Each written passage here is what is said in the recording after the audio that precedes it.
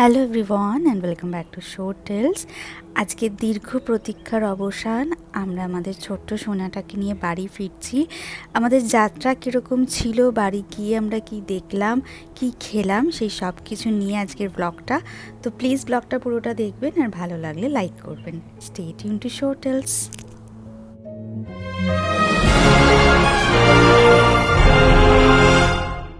আমাদের যাত্রা শুরু হয়েছিল কলকাতা এয়ারপোর্ট থেকে, কিন্তু এই যাত্রা শুরু হওয়ার কয়েক মাস কি এক বছর আগে থেকে আমরা প্ল্যান করছিলাম যে আমরা যেতে পারবো কবে, কিভাবে যেতে পারবো, আমাদের ছোট্ট সোনাটাকে নিয়ে আমাদের বাড়ি ফিরতে হবে। এতদিন বাড়ি ছাড়া রয়েছি, বাড়ির অবস্থা কীরকম, এবং আলটিমেটলি বাড়ি ফিরতেই হবে। তো সেই সমস্ত সাথে আমাদের ডাক্তারের সাথে পরামর্শ ছিল, নানা রকমের ফুল চেক আপ করালাম, ওর ভ্যাকসিনেশন স্কেডিউল কী আছে, কারণ এত ছোট বেবি নিয়ে ট্রাভেল করা ওভারসিজ, এত ঘন্টার জার্নি, এরকম নয় যে মাত্র 6-7 ঘন্টার জার্নি, এবং এটা প্রায় 30 ঘন্টার কাছে আমাদের জার্নি ছিল।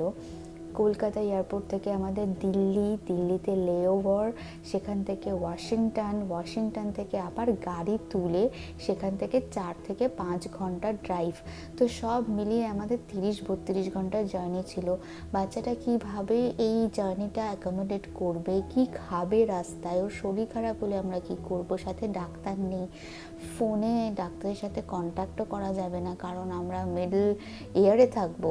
তো সেই সব কিছু নিয়ে আমাদের হেজিটেশন ছিল। আমরা ভাবছিলাম যে আরও একটু বড় করে নিয়ে যাব কিনা, এবং শুধু তাই নয়, সব কিছু যখন প্ল্যানিং হয়ে গেছে, টিকিট কাটা হয়ে গেছে, তার একদিন আগে থেকে আবার আমাদের ছোট্ট সোনাটার ভীষণ শরীর খারাপ হয়ে গেছিলো, ওর পেটটা খারাপ হয়ে গেছিলো। কিন্তু সবাই একটু বলছিল যে এরকম শরীর খারাপ হয়ে গেল তো আমাদের যাওয়াটা কি ঠিক হবে, তার সাথে এত ঘন্টার জার্নি। কিন্তু আমরা একটুখানি সাহস সঞ্চয় করলাম যে না, আমরা ঠিক রাখতে পারবো, ডাক্তার দেখিয়ে এলাম। আর যেখানে যাচ্ছি সেখানে সঙ্গে সঙ্গে ডাক্তার অ্যাক্সেসেবলও নয়, সেটাও আমরা জানি, আমাদের সাথে ওষুধ রাখতে হবে। সেই বেশি ওষুধও রাখা যায় না এখানে, সেটা আপনারা হয়তো জানেন অনেকেই, কারণ একটা লিমিট আছে যে সাথে আমরা কতটা ওষুধ ক্যারি করতে পারবো, কতটা ওষুধ হ্যান্ডব্যাগে রাখতে পারবো, কতটা ওষুধ চেক ইন ব্যাগে রাখতে পারবো। বাকি সমস্ত ওষুধ অলরেডি 7 দিন আগে আমরা কুরিয়ার করে দিয়েছিলাম, তো আমাদের সাথে বিশেষ ওষুধ ছিল না, আর আমরা রাখতেও পারতাম না। তো অলরেডি একটা কুরিয়ার চলে গেছে, এবার যদি আমরা আমাদের যাত্রা পোস্টপোন করি তো সেই ক্ষেত্রে ওই কুরিয়ারটা রিসিভ করার জন্য কোনো লোক থাকবে না, সেই সব আমাদের মাথায় ছিল। কিন্তু তারপর আমরা যাই হোক একটু সাহস সঞ্চয় করলাম, একটু ওষুধ খাইয়ে ওকে একটু স্টেবল করলাম, এবং তারপর আমরা ওকে নিয়ে বেরিয়ে পড়লাম। অলরেডি আমরা কলকাতা থেকে এখন দিল্লিতে চলেই এসেছি, আপনারা দেখতে পাচ্ছেন। এবং দিল্লি এয়ারপোর্টে ভীষণ সুন্দর, আমাদের দিল্লি হচ্ছে ক্যাপিটাল, তো সেই ক্যাপিটাল সত্যিকারেরই বলা যায় যে হ্যাঁ, এটা এয়ারপোর্টটা জাস্টিফাই করে ক্যাপিটালের এয়ারপোর্ট হিসাবে। এবং লাকিলি আমাদের ছোট্ট সোনাটা ঠিক টাইমে ঘুমিয়ে পড়েছিল আমাদের, আমরা ওকে স্ট্রোলারে করে নিয়ে যাচ্ছি। যখন ইমিগ্রেশন অফিসার আমাদেরকে ইন্টারভিউ নিচ্ছে এবং ওকেও ঘুম থেকে তুলতে বলছে, আমি একটু রিকোয়েস্ট করলাম যে একটুখানি কনসিডার করুন, বাচ্চাটা এক্ষুনি ঘুমিয়েছে। তো অ্যাকচুয়ালি যখন আপনি বাচ্চা নিয়ে ক্যারি করবেন এবং সমস্ত লোক প্রচণ্ড রকমভাবে এখানে হেল্প করে আপনাদেরকে, আমরা ভাবি যে না, এরা ভীষণ কড়াকড়ি নিয়ম থাকে, হ্যাঁ নিয়ম ভীষণই কড়াকড়ি থাকে, কিন্তু ওখানে হেল্পফুল পার্সনও প্রচুর থাকে। বাবা মায়ের জন্য আমরা একটু হুইল চেয়ার অ্যাসিস্ট্যান্স নিয়েছিলাম, কিন্তু কারণ এখানে বড় এয়ারপোর্ট প্রচণ্ড, এবং অতটা রাত্রিবেলায় অতটা হাঁটতে পারবে কিনা, কারণ এখন অলরেডি 2-2:30 বাজে, তো ঘুম চোখে এতটা হাঁটা তাদের পক্ষেও পসিবল না, তাদেরও বয়স হচ্ছে। তো আমরা হুইল চেয়ার অ্যাসিস্ট্যান্স নিয়েছিলাম, আর ছোট্ট সোনাটাও স্ট্রোলারে ঘুমিয়ে পড়েছিল। তো আমরা এখন এগিয়ে যাচ্ছি আমাদের পরবর্তী লং ফ্লাইটটার জন্য, যেটা ওয়াশিংটন নিয়ে যাবে আমাদের। এবং সাথে দিল্লি এয়ারপোর্টটাও আপনাদের দেখিয়ে দিচ্ছি, ঝাঁ চকচকে এয়ারপোর্ট, এবং এয়ারপোর্ট মানে সারাক্ষণ বিজি এটা রয়েছে। আর কখনো ইট নেভার স্লিপস অ্যাকচুয়ালি, কারণ কত ফ্লাইট আসছে, কত প্যাসেঞ্জার যাচ্ছে, যেরকম ভোর 6টার সময় এখানকার অবস্থা, সেরকম রাত্রি 12টার সময় ওখানকার অবস্থা।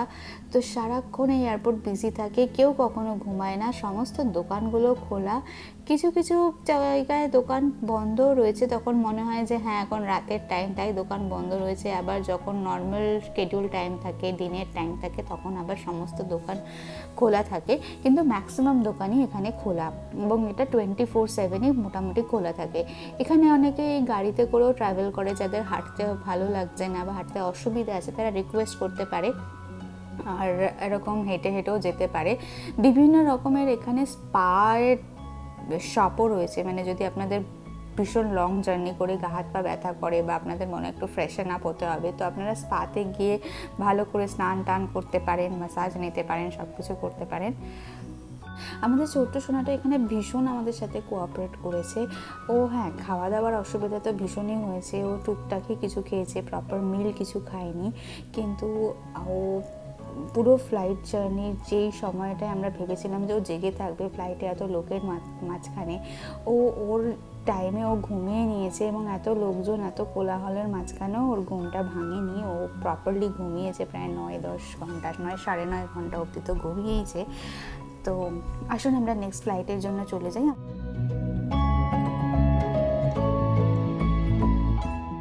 আমরা বড় ফ্লাইটটায় উঠে পড়েছি এবং সেখানে আমাদের মিলও চলে এসছে।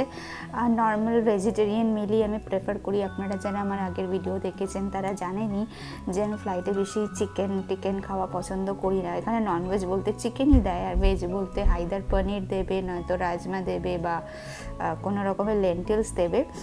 তো ফ্লাইটে একটু ঠান্ডা ছিল, তাই জন্য একটু ভালো কান টান ঢেকে রাখার মতোই অবস্থা ছিল। কিন্তু আমাদের ছোট্ট সোনা তো কোনো রকম টুপি মোজা এসব কিছুই পরবে না, ওকে এরকম ধরনের তাই চাদর দিয়ে যতটা পারছিলাম একটু ঢেকে ঢুকে রাখছিলাম। মাঝে মাঝে একটু ক্র্যাঙ্কি হয়ে যাচ্ছিল যে ওর ভালো লাগছে না, এতক্ষণ বোর লাগছে, তারপর প্রপার খাওয়া দাওয়া হচ্ছে না, জল খাওয়া হচ্ছে না। তো আমি চেষ্টা করছিলাম যাতে আমি দুধ দিয়ে সেটা ওকে মানে কম্পেনসেট করতে পারি, কারণ ও প্রপার মিল যেহেতু খাচ্ছে না, আর এখনও দুধেরই বাচ্চা, তো আমি দুধ দিচ্ছিলাম যাতে ও একদম মানে খালি পেটে না থাকে। তো ফ্লাইটটা যখন আপ ডাউন করছে বা টার্বুলেন্সের সময় ওর মুখে আমি প্যাসিফায়ার দিয়ে রাখছিলাম, যেমন কানে বাচ্চাদের খুব প্রেশার ক্রিয়েট হয়। তো এইসব করতে করতে আলটিমেটলি আমরা পৌঁছেই গেলাম ওয়াশিংটন ডিসি এয়ারপোর্টে। এখানে অনেক বাংলাদেশি লোক থাকে যারা এরকম এয়ারপোর্ট সার্ভিসে হুইলচেয়ার নিয়ে যায়, তাদের সাথে আমাদের পরিচয় হলো। বাংলায় কথা বলতে পেরে এত দূরে এসে আমাদের ভীষণ ভালো লাগছিল। এয়ারপোর্টের সমস্ত রকমের সিকিউরিটি চেক, ইমিগ্রেশন কমপ্লিট করে আমরা বেরিয়ে পড়েছি। আর দেখুন এখানে ও নিজের ব্যাগ নিজেই টানতে চাইছে। আর আমরা বাড়ি চলে এসেছি। এখানে বাড়িতে এসেও খুব একটা খেতে টেতে চায়নি, কারণ এত লং ফ্লাইট জার্নি করে he needs sleep very badly. তো আমরা ওকে ঘুম পাড়িয়ে দিয়েছিলাম সেদিনকের মতো, এবং সারাদিন আমরাও সবাই ঘুমিয়ে পড়েছিলাম কোনো রকমের একটু ডাল ভাত খেয়ে। পরের দিন সকালবেলা উঠে মায়ের হাতের রুটি তরকারি আর এই সুন্দর সকাল নিজেদের বাড়িতে ভীষণ ভালো লাগছিল। আমাদের ছোট্ট সোনার প্লে স্টেশনটাও আমরা তৈরি করে নিয়েছিলাম যাতে ও ঘুম থেকে উঠে বোর না হয় এবং ও নিজের জায়গায় আরামসে খেলতে টেলতে পারে, আমরা বাকি কাজটা করতে পারি। তো আসুন দেখে নিই যে আমরা আমাদের বাইরেটা কীরকম রয়েছে। এখন রোদ ঝলমলে আকাশ, ঝকঝক করছে পুরো। তো আমরা বাইরেটা একবার আপনাদেরকে ঘুরিয়ে দিই।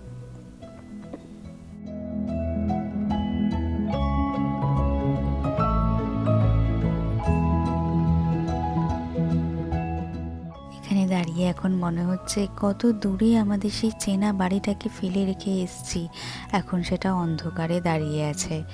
এরকমই ভর দুপুরবেলাগুলোতে সেখানে ছোট্ট সোনাটাকে বাথটাবে বারান্দায় স্নান করাতাম, তারপর খাওয়াতে বসাতাম, ও বাড়িময় খেলে ধুলে বেড়াতো।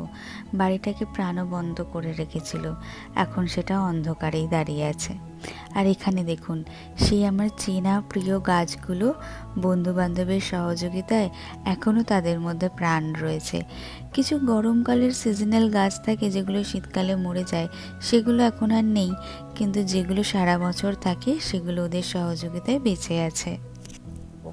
আমি এখানে সকালে রান্নাও বসিয়ে দিয়েছি। আমি আজকে ভাবছি যে একটু পাতলা করে একটু মাংসের ঝোল করব, আর মা ব্রেকফাস্টও বানিয়ে নিয়েছি। এখানে ছোটোটার জন্য একটু পাতলা করে খিচুড়ি বসিয়ে দিয়েছি। আর চিকেন টিকেন সব ধুয়ে মশলাপাতি কেটে সবজি কেটে রাখা রয়েছে। তো পাতলা করে মুরগির ঝোল খেয়ে একটু শরীরে এনার্জিও চলে আসবে। আর তার সাথে আমাদের আজকে বেশি কিছু রান্না করারও এনার্জি নেই, কারণ সবারই জেট ল্যাগ চলছে। তো ঝটপট করে আমরা এই চিকেন কারিটা বানিয়ে ফেলি। চিকেন কারিটা আমি খুব ঝাল দিইনি, তবে একটু মোটামুটি ঝালও দিয়েছি যাতে মুখের একটুখানি অরুচিটা ছাড়ে। কারণ তো ফ্লাইট জার্নি করে সবার ওই ব্লান্ট খাবার খেয়ে ফ্লাইটের সবারই একটু মুখে অরুচি চলে এসছে। তো চিকেন আলু দিয়ে টমেটো দিয়ে ঝোল বানানো হয়ে গেছে অলমোস্ট। ঝোলটা জাস্ট ফুটলেই আমি নামিয়ে দেবো। আর সাথে ভাতও রেডি আছে, মা ভাতটাও করে রেখেছে। পাতলা করে চিকেনের ঝোল রান্না করতে চান তারা এই তেলে গোটা গরম মশলা ফোড়ন দেবেন, এলাচ, লবঙ্গ, দারচিনি, শুকনো লঙ্কা, তেজপাতা, জিরা, আর এমনি টমেটো, পেঁয়াজ, আদা, রসুন এগুলো দিয়ে কষিয়ে চিকেন আলুগুলো দিয়ে ঝোলটা ফুটলেই নামিয়ে নিতে পারেন। তো সবাই খাওয়া দাওয়া হয়ে গেছে, এখন আমাদের ছোট্ট সোনাটা বাবার সাথে ঘুরতে বেরিয়েছে।